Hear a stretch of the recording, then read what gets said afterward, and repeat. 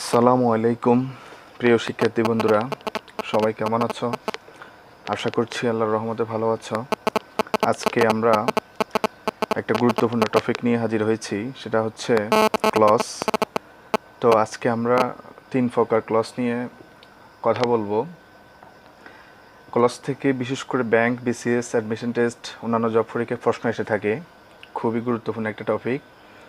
তো চলো শুরু করা যাক। ক্লজ মানে হলো বাক্যাংশ। ক্লজ মানে বাক্যাংশ। ক্লজ হলো এমন এক গুচ্ছ ওয়ার্ডস যেখানে একটি সাবজেক্ট ও একটি ফাইনাইট ভার্ব থাকে, অথবা যে শব্দ সমষ্টিতে একটি সাবজেক্ট ও একটি ফাইনাইট ভার্ব থাকে তাকে ক্লজ বলে। তো ফাইনাইট ভার্ব সম্পর্কে আমার কাইন্ডস অফ ভার্বে উপরে একটা টিউটোরিয়াল দেওয়া আছে। তারপর আমি একটু বলি যে ভার্বের V1, V2, V3 আছে, অর্থাৎ যে ভার্ব দেখে টেন্স চেনা যায়, অর্থাৎ প্রেজেন্ট টেন্স নাকি ফার্স্ট টেন্স নাকি ফিউচার টেন্স, এরকম যদি চেনা যায় তাকে ফাইনাইট ভার্ব বলে। ঠিক আছে? তো কিছু এক্সাম্পল দেখো। We love when we become happy. আমরা হাসি যখন আমরা খুশি হই। তো এখানে দেখো, এই লাভটা দেখে আমরা বুঝতে পারছি এটা প্রেজেন্ট টেন্স, অর্থাৎ উই লাভ, এটা লাভটা হচ্ছে ফাইনাইট ভার্ব। তাহলে এবার এখানে দেখো, উই সাবজেক্ট, বিকামকে দেখে আমরা বুঝতে পারছি এটা হচ্ছে আমাদের প্রেজেন্ট ফর্ম। তাহলে এটা বিকামটা হচ্ছে আমাদের ফাইনাইট ভার্ব, অর্থাৎ আমাদের এদিকে একটা ক্লজ, আবার এদিকে একটা ক্লজ। ঠিক আছে? তো এখানে দুইটি ক্লজ আছে। একটি হচ্ছে উই লাভ, এটি হচ্ছে ইনডিপেন্ডেন্ট ক্লজ অথবা প্রিন্সিপাল ক্লজ। ঠিক আছে? এটি হচ্ছে স্বাধীন। আর এই যে সাবঅর্ডিনেট কনজাংশন থেকে, অর্থাৎ আমাদের এটা হচ্ছে সাবঅর্ডিনেট ক্লজ। ঠিক আছে? অথবা ডিপেন্ডেন্ট ক্লজ। আমরা হাসি, এটা কিন্তু কারো উপর নির্ভর হয় না। আর আমাদের যে সাবঅর্ডিনেট ক্লজটি আছে এটি কিন্তু প্রিন্সিপাল ক্লজ অথবা ইনডিপেন্ডেন্ট ক্লজের উপর নির্ভর করে, অর্থ প্রকাশে নির্ভর করে। ঠিক আছে? আমাদের কিছু সাবঅর্ডিনেট ক্লজ আছে যেগুলো হচ্ছে তোমার হোয়াট, হু, তারপরে if, when, where, which, whose, এগুলো হচ্ছে আমাদের সাবঅর্ডিনেট কনজাংশন। ঠিক আছে? বা ক্লজ মার্কার। এগুলো যদি কোনো একটা এতে মানে আমরা দেখতে পাই তাহলে আমরা সেটাকে সাবঅর্ডিনেট ক্লজ বলবো কিংবা ডিপেন্ডেন্ট ক্লজ বলবো। আচ্ছা, তারপরে দেখো, আই নো, আমি জানি, হোয়াট হি ওয়ান্টস, সে যা চায়। তো এখানে দেখো, আই নো এটা হচ্ছে ইনডিপেন্ডেন্ট ক্লজ, এটা অর্থ প্রকাশে এর কোনো সমস্যা হয় না। হোয়াট হি ওয়ান্টস, সে যা চায়, কী চায়, অর্থাৎ এখানে সাবঅর্ডিনেট যে কনজাংশন আছে এটি হচ্ছে সাবঅর্ডিনেট ক্লজ কিংবা ডিপেন্ডেন্ট ক্লজ। এটি অর্থ প্রকাশ করতে পারে না, এটি প্রিন্সিপাল ক্লজ কিংবা ইনডিপেন্ডেন্ট ক্লজের উপর নির্ভর করে। ঠিক আছে?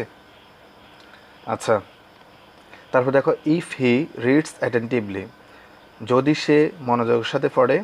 তো এখানে দেখো, ইফ যে আমাদের ক্লজ মার্কার আছে এটিও অর্থ প্রকাশ করতে পারে না। যদি সে মনোযোগের সাথে পড়ে কী হয়, তাহলে এখানে কিছু কথা থেকে যায়, অর্থাৎ তাহলে সে পরীক্ষায় ভালো করবে, he will good in the exam, এরকম কিছু একটা কথা থেকে যায়। আচ্ছা, এখন আমরা দেখি ক্লজ প্রধানত তিন প্রকার। সেটা হচ্ছে ইনডিপেন্ডেন্ট, অথবা আমরা আরেকটা নাম যে ইনডিপেন্ডেন্ট, প্রিন্সিপাল, মেইন ক্লজ। তাহলে ক্লজ প্রথম যে প্রকারটি আছে সেটা আমরা ইনডিপেন্ডেন্ট বলবো কিংবা প্রিন্সিপাল কিংবা মেইন ক্লজ, একই কথা। তো এটাকে আমরা কি বলছি? স্বাধীন ক্লজ। ঠিক আছে? স্বাধীন মানেই তো স্বাধীন, এটি কারো উপর নির্ভর হয় না বা অধীন থাকে না। তারপর দেখো, ডিপেন্ডেন্ট ক্লজ, এটাকে আমরা আবার বলছি সাবঅর্ডিনেট ক্লজ। তাহলে একই কথা। তো এটা হচ্ছে অধীনে থাকবে, যে ক্লজ মার্কারগুলো থাকবে, অর্থাৎ এটি অধীন ক্লজ হবে। তারপর দেখো, কোঅর্ডিনেট ক্লজ, এটি হচ্ছে সংযোজক থাকবে, সংযোজক। ঠিক আছে? তা আমরা ইন্ডিপেন্ডেন্ট ক্লজের সংজ্ঞাটা দেখি। যে ক্লজ নিজের অর্থ নিজেই স্বাধীনভাবে প্রকাশ করতে পারে তাকে ইন্ডিপেন্ডেন্ট ক্লজ বলে, অর্থাৎ এটা প্রিন্সিপাল ক্লজ, মেইন ক্লজ একই কথা। তা আমরা ইন্ডিপেন্ডেন্ট সাউন্ড করব বা প্রিন্সিপাল বলবো। যে ক্লজ অন্য ক্লজের সাহায্য ছাড়াই অর্থ প্রকাশে সক্ষম তাকে ইন্ডিপেন্ডেন্ট ক্লজ বলে। তাহলে সংজ্ঞাটা তোমরা বুঝতে পেরেছ। আচ্ছা, এখন ডিপেন্ডেন্ট ক্লজের সংজ্ঞাটা দেখো। ডিপেন্ডেন্ট ক্লজের সংজ্ঞাটা হচ্ছে যে ক্লজ অন্য ক্লজের উপর নির্ভরশীল না হয়ে সম্পূর্ণ অর্থ প্রকাশ করতে পারে না তাকে ডিপেন্ডেন্ট ক্লজ বলে অথবা সাবঅর্ডিনেট ক্লজ বলে। তো বলা হয় এখানে একদম সহজভাবে বলা যায় ইন্ডিপেন্ডেন্ট ক্লজটা হচ্ছে ইন্ডিপেন্ডেন্ট মানে কি স্বাধীন, আর ডিপেন্ডেন্ট ক্লজটা হচ্ছে অধীন। ঠিক আছে, এটি নিজে নিজে নিজের অর্থ প্রকাশ করতে পারে না, এটি ইন্ডিপেন্ডেন্ট ক্লজের উপর নির্ভর থাকে। আচ্ছা, কিছু এক্সাম্পল দেখো। আই হ্যাভ এ পেন, আমার একটি কলম আছে। এখানে দেখো এটি হচ্ছে ইন্ডিপেন্ডেন্ট ক্লজ, এটি অর্থ প্রকাশে অন্য কোনো ক্লজের উপর তাকে নির্ভর হতে হয় না। তো এখানে দেখো হুইচ আই লস্ট, এখানে দেখো আরেকটা ক্লজ, কারণ সাবজেক্ট আছে তারপর ফাইনাইট ভার্ব আছে। ঠিক আছে, তো যেটি আমি হারিয়েছিলাম, তো এখানে কিছু একটা থেকে যায়, অর্থাৎ এটি এখানে অর্থ প্রকাশ করতে মানে নিজে নিজে অর্থ প্রকাশ করতে পারছে না। এই হুইচ আই লস্ট এটি হচ্ছে ডিপেন্ডেন্ট ক্লজ, এটি ইন্ডিপেন্ডেন্ট ক্লজ, এটির উপর নির্ভর করে। ঠিক আছে। আচ্ছা, আমরা অবশ্যই আমাদের যে ক্লজ মার্কারগুলো আছে কিংবা সাবঅর্ডিনেট কনজাংশনগুলো আছে এগুলো যদি থাকে, অর্থাৎ আমরা খুব সহজেই বুঝতে পারবো এগুলো হচ্ছে সাবঅর্ডিনেট কিংবা ডিপেন্ডেন্ট ক্লজ। ঠিক আছে। আচ্ছা, তারপরে আমাদের দেখো he plays cricket, say cricket খেলে। তো এখানে দেখো তো অর্থ প্রকাশে কোনো সমস্যা হয় কি না, কিংবা এই ক্লজটি কারো উপর নির্ভর করে কি না, অবশ্যই করে না। তাহলে এটি হচ্ছে ইন্ডিপেন্ডেন্ট ক্লজ। ঠিক আছে। তারপর দেখো when he gets time, when he gets time, যখন সে সময় পায়। তো এখানে কি, এখানে তো কোনো একটা অর্থ থেকে যায়, অর্থাৎ যখন সে সময় পায়, তাহলে এখানে কী হয়, অর্থাৎ এখানে একটা কথা থেকে যায়। এই ক্লজটি সম্পূর্ণভাবে নিজের অর্থ নিজে প্রকাশ করতে পারে না, প্রিন্সিপাল ক্লজ কিংবা ইন্ডিপেন্ডেন্ট ক্লজের উপর তাকে নির্ভর হতে হয়। আচ্ছা, তারপরে দেখো ইফ ইউ ওয়ার্ক হার্ড, যদি তুমি কঠোর পরিশ্রম করো, এটি হচ্ছে আমাদের সাবঅর্ডিনেট ক্লজ, কারণ এখানে দেখো আমাদের ক্লজ মার্কার ইফ আছে। তারপর দেখো you will shine in life, আবার এটি দেখো আমাদের ইন্ডিপেন্ডেন্ট ক্লজ, এটি অর্থ প্রকাশ করতে পারে, এটি কারো উপর নির্ভর করতে হয় না, তুমি জীবনে উন্নতি করতে পারবে। আশা করছি ইন্ডিপেন্ডেন্ট আর ডিপেন্ডেন্ট ক্লজের ভিতরে মোটামুটি পার্থক্যটা বুঝতে পেরেছ। তো এখানে দেখো আরেকটি বিষয়, ডিপেন্ডেন্ট ক্লজকে কিন্তু আবার 3 ভাগে ভাগ করা হয়েছে। তা আজকে আমাদের কিন্তু এই ডিপেন্ডেন্ট ক্লজের এই টাইপসগুলো কিন্তু টপিক না। ঠিক আছে, এটা আমরা পরবর্তীতে টিউটোরিয়াল দেব।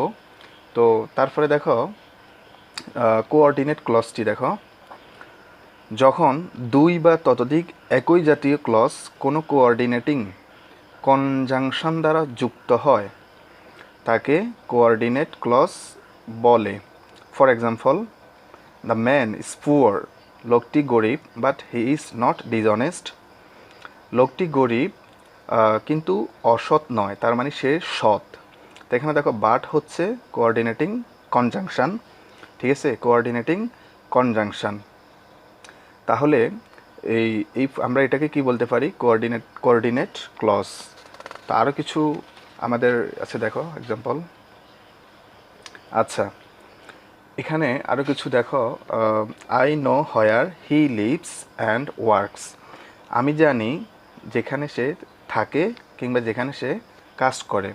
তো এখানে দেখো অ্যান্ডের পরে এখানে হোয়ার হি উজ্জ আছে, অর্থাৎ এখানে হাইড আছে। এই অ্যান্ডের পরে হোয়ার হি এটা আছে, কেমন, হোয়ার হি আছে। আচ্ছা, অর্থাৎ আমরা এখানে বলতে পারি and where he works, where he works এটা বলতে পারি। কিন্তু যখন এরকম কোঅর্ডিনেট কনজাংশন থাকে তখন আমরা এই হোয়ার হি এরকম সাবজেক্ট আর এটা আমরা আর মানে আমাদেরকে দিতে হয় না, শুধু মানে মূল ভার্বটা দিলেই হয়ে যায়। ঠিক আছে। আচ্ছা, তো এখানে দেখো, এখানে বলা হচ্ছে যে দুইটা সাবঅর্ডিনেট ক্লজ যুক্ত হয়ে কোঅর্ডিনেট কনজাংশনে যুক্ত হয়েও ক্লজ গঠন করা যায়, কোঅর্ডিনেট ক্লজ গঠিত হয়। আচ্ছা, আরেকটা এক্সাম্পল দেখো, হি ওয়েন্ট দেয়ার, সে সেখানে গিয়েছিল, but could not C the man, কিন্তু লোকটিকে দেখতে পেল না। তো এখানে কিন্তু বাটের পর কিন্তু হি অর্থাৎ আমাদের সাবজেক্ট আছে, সাবজেক্টটা দিতে হয় না, he could not C the man. তাহলে দুইটি ইন্ডিপেন্ডেন্ট ক্লজ আছে, এটি হচ্ছে একটি ইন্ডিপেন্ডেন্ট ক্লজ কিংবা প্রিন্সিপাল ক্লজ, আবার এখানে কিন্তু আমাদের হি আছে, অর্থাৎ এখানে একটা ইন্ডিপেন্ডেন্ট ক্লজ। অর্থাৎ বলা যায় দুইটি ইন্ডিপেন্ডেন্ট ক্লজের মাঝে কোঅর্ডিনেটিং যে কনজাংশনগুলো আছে এগুলো যখন যুক্ত থাকে তখন আমরা তাকে কোঅর্ডিনেট ক্লজ বলতে পারি। তারপর দেখো মোস্ট ইম্পর্টেন্ট কনজাংশনগুলা, যেগুলা বেশিরভাগ দেখলেই আমরা বুঝতে পারবো যে এগুলো হচ্ছে আমাদের কোঅর্ডিনেট ক্লজ। ফর, অ্যান্ড, নর, বাট, অর, ইয়েট, সো, ঠিক আছে, এগুলো হচ্ছে কনজাংশন। তো এগুলোকে এভাবে মনে রাখতে পারবে। ফ্যান বয়েস খুবই তোমরা এই টেকনিকের মাধ্যমে তোমরা মনে রাখতে পারো। এফতে দেখো ফর, এতে অ্যান্ড, এনতে নর, বিতে বাট, ওতে অর, তারপরে দেখো ওয়াইতে ইয়েট, এসতে সো। তোমরা ফ্যান বয়েস এই কথাটির মাধ্যমে খুব সহজেই মনে রাখতে পারো। তো জেনে নাও কিছু তথ্য। নিম্নের সূত্র অনুসারে কোঅর্ডিনেট ক্লজ গঠন করা যেতে পারে।